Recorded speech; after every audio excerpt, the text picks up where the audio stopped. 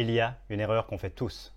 Cette erreur énerve à la fois nos amis, les inconnus qu'on rencontre et également les membres de notre famille.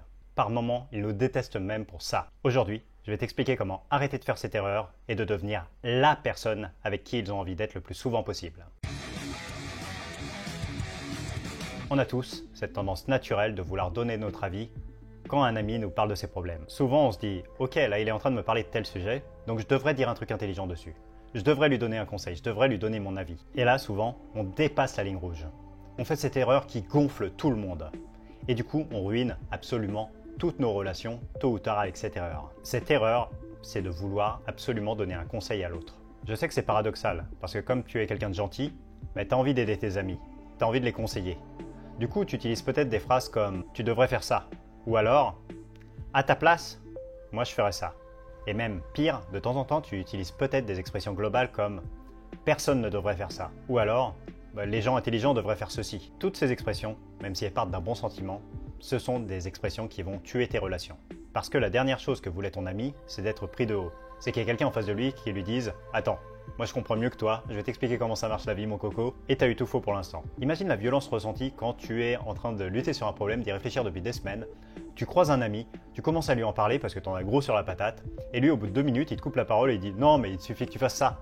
Il n'y a rien de plus énervant. Parce qu'en faisant ça, tu infantilises la personne en face. Pire, l'autre peut avoir l'impression que tu le prends complètement pour un idiot.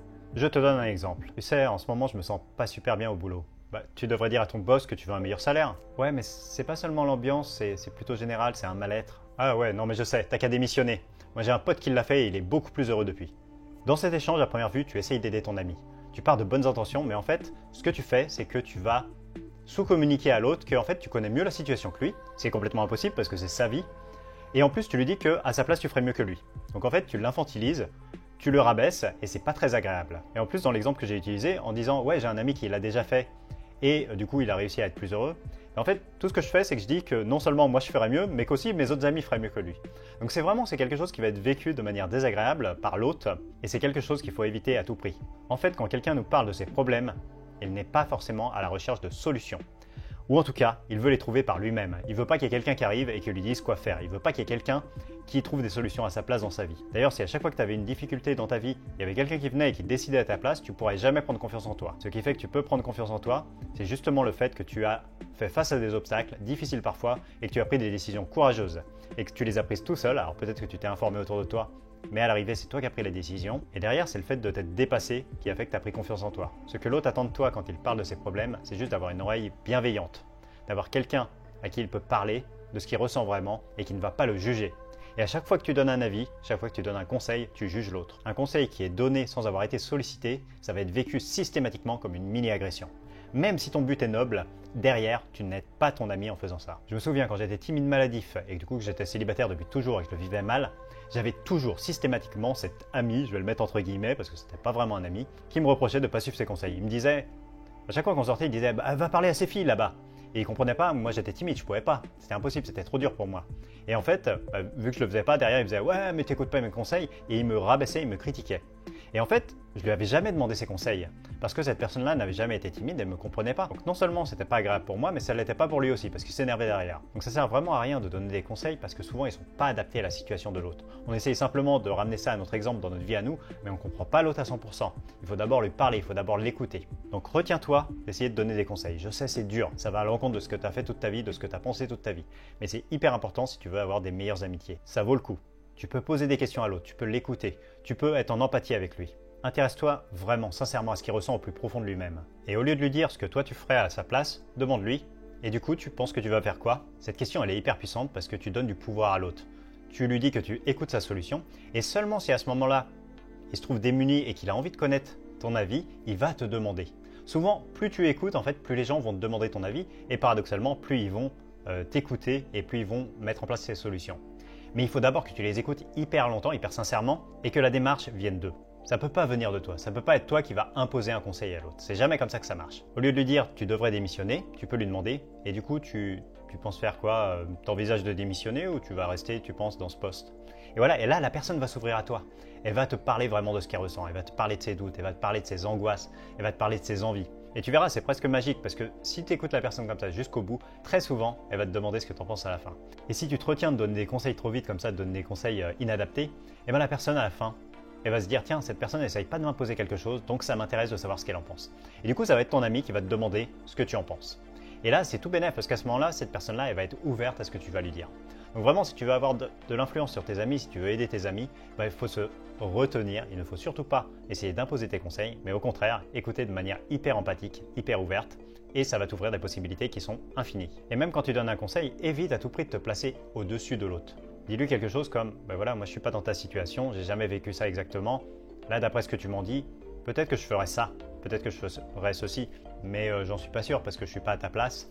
Et du coup, tu es la personne la plus à même de décider. Voilà, donne du pouvoir à l'autre, ne te mets jamais au-dessus de lui. Et tu verras qu'en faisant ça, non seulement tu vas beaucoup plus l'aider, mais la personne va vraiment t'apprécier. Elle va rechercher ta compagnie parce que simplement, elle se sent bien. Elle se sent bien, elle a parlé de ses problèmes, elle n'était pas bien, elle t'en a parlé, elle s'est sentie écoutée, elle s'est sentie épaulée, elle s'est sentie aidée. Tu l'as pas interrompue, tu n'as pas essayé de te mettre au-dessus d'elle. Et du coup, c'est quelque chose qui est hyper rare, hyper précieux et qui va renforcer tes amitiés à fond. Deviens cette personne pour les autres, deviens cette personne qui écoute. Si vraiment tu veux donner des conseils comme ça, des conseils actifs dans la vie, si tu veux transformer la vie des gens, mais c'est pas dans l'amitié que tu vas le faire, c'est pas directement avec tes amis proches. Il faut que tu deviennes prof, il faut que tu deviennes formateur, il faut que tu deviennes coach, il faut que tu sois dans des métiers où les gens vont activement venir te demander des conseils. Mais dans la vie de tous les jours, mais à part vraiment de manière très ponctuelle, quand on parle de quelque chose, d'un problème à un ami, on cherche juste finalement à clarifier les choses dans notre tête. On ne cherche pas à ce que notre ami trouve la solution à notre place. Ça serait trop facile. C'est pas comme ça que ça fonctionne la vie. C'est pas comme ça qu'on prend confiance, encore une fois. Donc c'est pas quelque chose de bénéfique. D'ailleurs, si et seulement si tu recherches des conseils actifs pour augmenter ta confiance en toi et faire diminuer la timidité, tu peux rentrer ton adresse en dessous. Je t'ai mis un kit gratuit à télécharger. Mais voilà, je ne vais pas t'imposer ces conseils. C'est seulement si tu en as envie. Et si toi, ça ne te branche pas, t'écoutes pas mes conseils. C'est très bien.